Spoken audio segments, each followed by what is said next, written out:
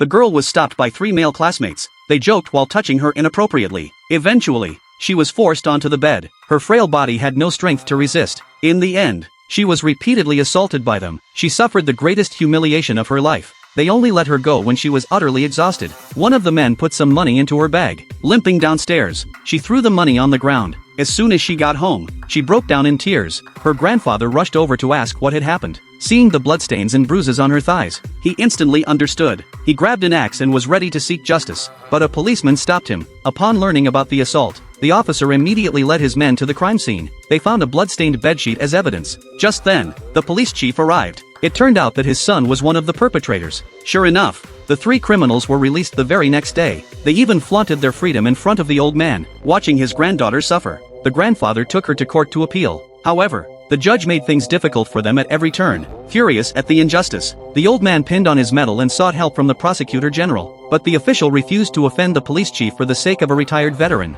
Returning home, the grandfather sold his countryside house. He went to the black market and picked out a sniper rifle. Then, he found a suitable ambush spot. As soon as he saw the 3 thugs return, he quickly ran upstairs. He took out his rifle, aimed at the bottle of liquor in one thug's hand, and decisively pulled the trigger. The bottle shattered instantly, blood splattering everywhere. The thug let out a painful scream. The grandfather swiftly collected the shell casing and left the scene. The police chief was deeply worried. He feared for his son's safety.